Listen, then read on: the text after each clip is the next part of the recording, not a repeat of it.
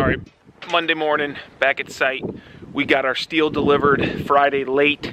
We got a big day. We got a lot of goals. We're gonna try to get the roof on. We're gonna try to get the windows. They're supposed to show up today. We're gonna get those installed. And we're gonna try to get our soffit fascia, wainscot. That's a lot of work to do today, but I think we can do it. It's a small building, so I think once we get going, we should be good. We've got the roof going. What I was gonna show you guys was what we do is we put this mini angle trim over top. Fascia will get tucked right up underneath this, that way any water drips over, but it gives it a nice clean look. And then we use these inside closures. These are just foam. They get stuck down. You can see the stickiness. Keeps any of that wind-blown snow from getting up in there.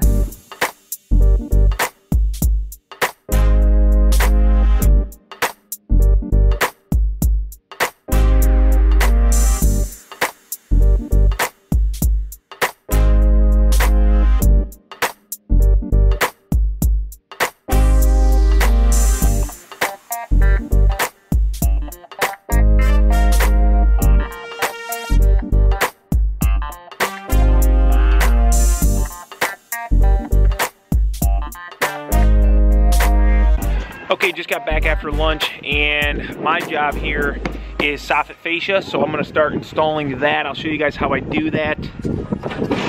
I'm assuming the wind is a little bit, I'm trying this new camera out, hopefully you guys like it. But what we do is, on our story pole, if you look right there, you'll see a little bit of a line, okay? You gotta look really close. That is our soffit nailer line, and we do that on all of our posts. So when we come and install our soffit, all we have to do is put our trim flush on the top of this board all the way down, and that will be level with the bottom. This bottom right here is level with the top of this.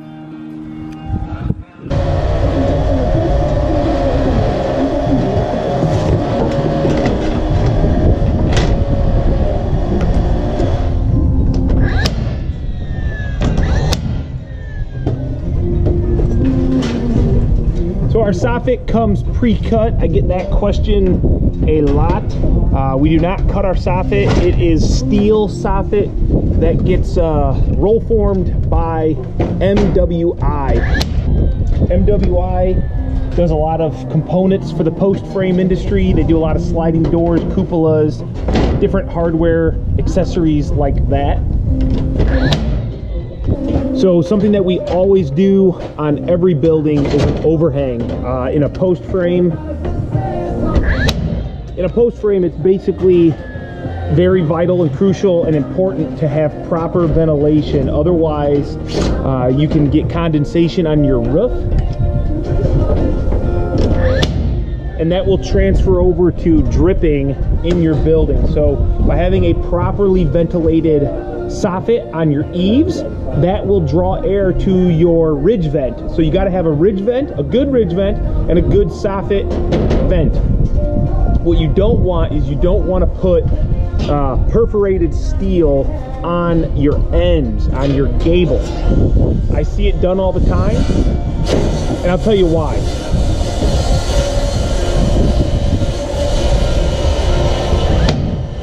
By putting a soffit vent on your gable, you're allowing air to come in from your sides, which will then restrict the amount of air that the building sucks in from your eaves. And what then happens is you're starving the whole middle of the building, and all you're doing is drawing air from your peak on your gable out your soffit or out your ridge vent, and not getting the chimney circular effect of you know, bringing the outside air to the inside.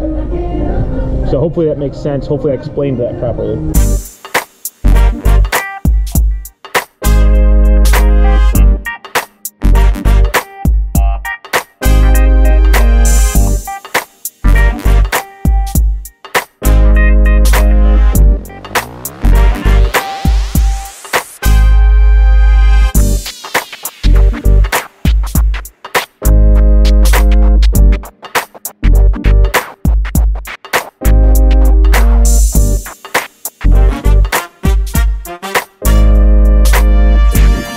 Afternoon we worked on the wainscot starting at the front.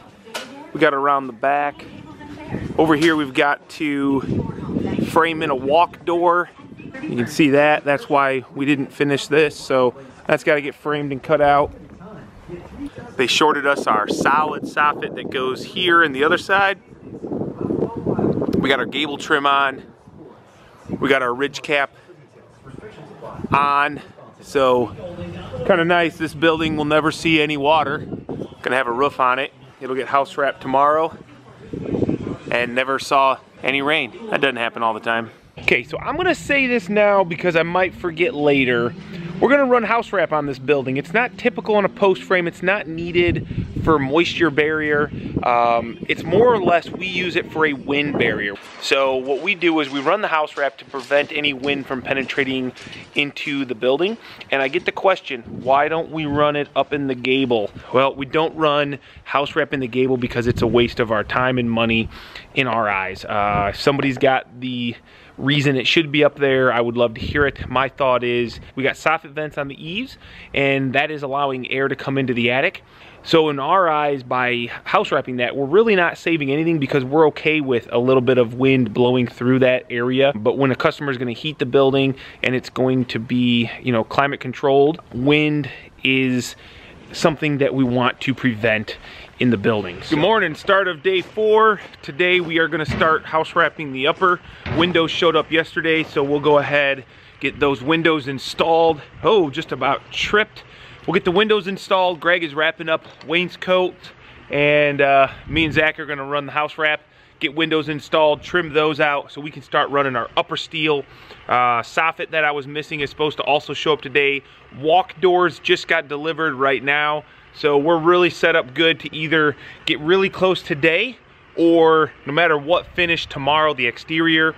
Insulators are lined up for tomorrow or Thursday, which puts us wrapped up on Friday, our goal. We can't afford any more mistakes, quality, material-wise, so let's hope everything else from here on out is on the up and up. You ready to get to work, Zach? Let's do it.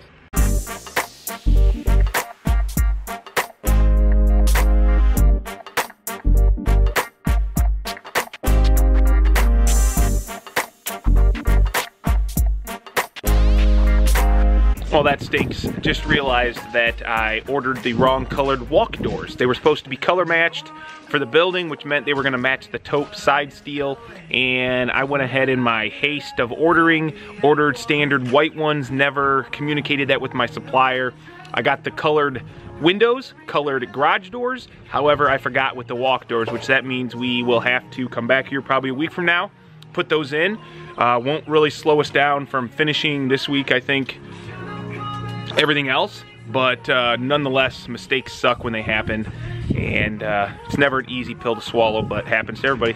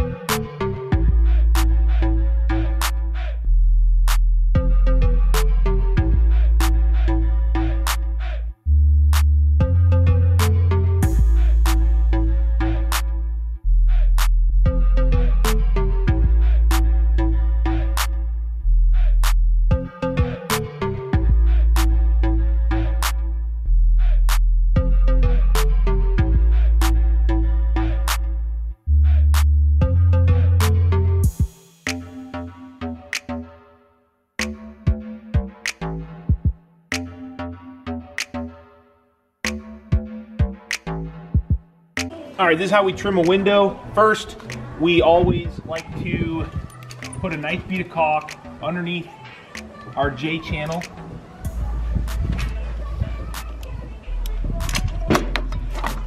Okay, first piece of trim on each end, I've got it notched out. So on both ends, and that is notched out right on the edge of the window. I don't like gas tools, like the world is going gasless, but we don't have any sweet staplers that are gas-free yet. This Pazlo crown stapler, I don't know what size, this is 1/2 inch staples. I know you guys always like to see what we're actually doing.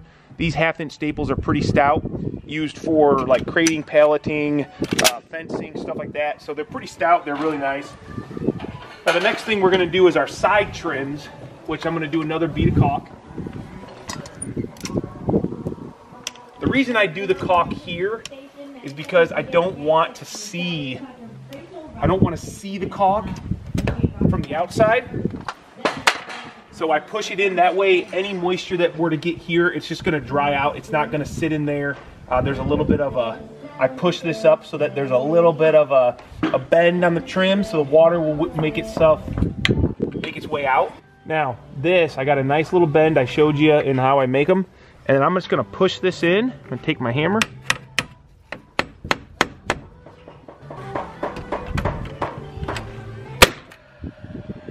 And once I'm done with this, you'll notice I cut those a little bit long, if you remember. I then I take my snips, which I'm gonna use my reds, and I'm gonna snip right there. And what I'm doing there is I'm hoping that this closes this nice and tight. Gets a nice finish. We don't like to go straight to the point. Metal will move, it will expand and contract with temperatures, and this will hide that potential movement there. So then we'll do the other side.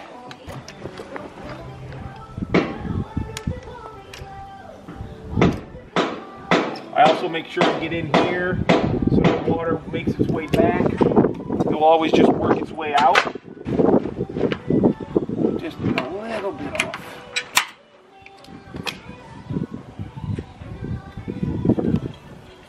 You can see in here now, we got this hem. So the hem, we open it up. We got our little tail that goes up into the trim, and then that hem goes right around this piece of steel. And that's what keeps it also locked in nice.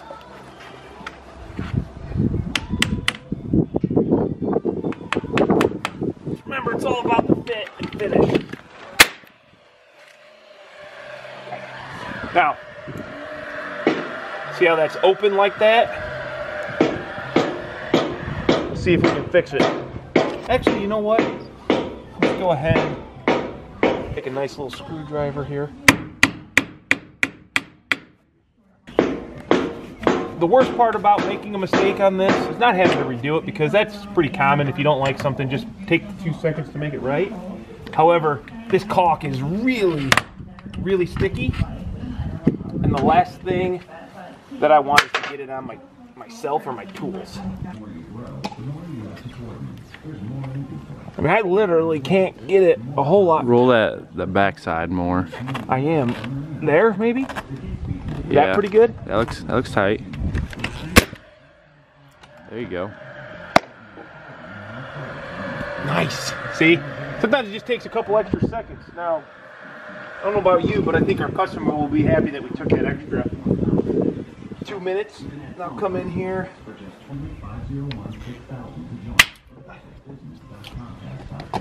Nice. That's window trim, and then when we put our steel up, we'll put the top piece in. I'll try and show that too.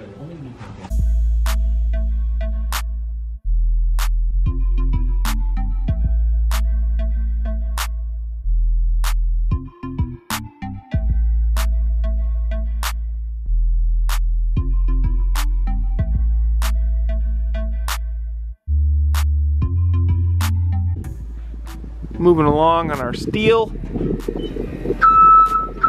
Unfortunately, these two sheets were damaged for both ends, so we don't have our peak sheets. They're gonna bring them to us tomorrow. This worked out better than I thought. I was a little bit afraid of the distance between the two. You'll notice we use a color of trim that matches the side steel for our wainscot top trim, and we do that because if you look really closely, if you have any inconsistency right here, like if this steel goes up and down a 1/16 of an inch anywhere, you can sometimes see it. Now, we do our best to make it as perfect as possible, but we're all human. So what this does is this hides the fact that when this steel is this color, if we were to make this trim the same as the bottom, you might see a line right underneath there kind of come and go, just to, and it's so minute that you probably never see it, but it's just something that we do. Not a horrible day. Wasn't really any steel up when we started. You can see these are the 2 pieces we're missing here. 2 pieces that are going here. Those 4 total are going to be coming in. Walk doors will be next Monday. Kyle messed up on those. To be honest, we just kind of put our heads down today, especially towards the end of the day, and just try to get some work done. We've got to try to stay on our schedule of getting this exterior done tomorrow. All depends on when my supplier shows up with our material, so hopefully they're good on their word. They get here early in the morning and we can wrap this exterior up. Insulators coming tomorrow, hopefully, if not Thursday. Get our walls insulated. We'll get the ceiling up on the inside. That's all we have to do on the inside. It's gonna be a nice black ceiling. And then we'll have them come back and put the insulation in the ceiling. Garage doors, hopefully next week also. So we'll see. See you, Greg. Have a good one.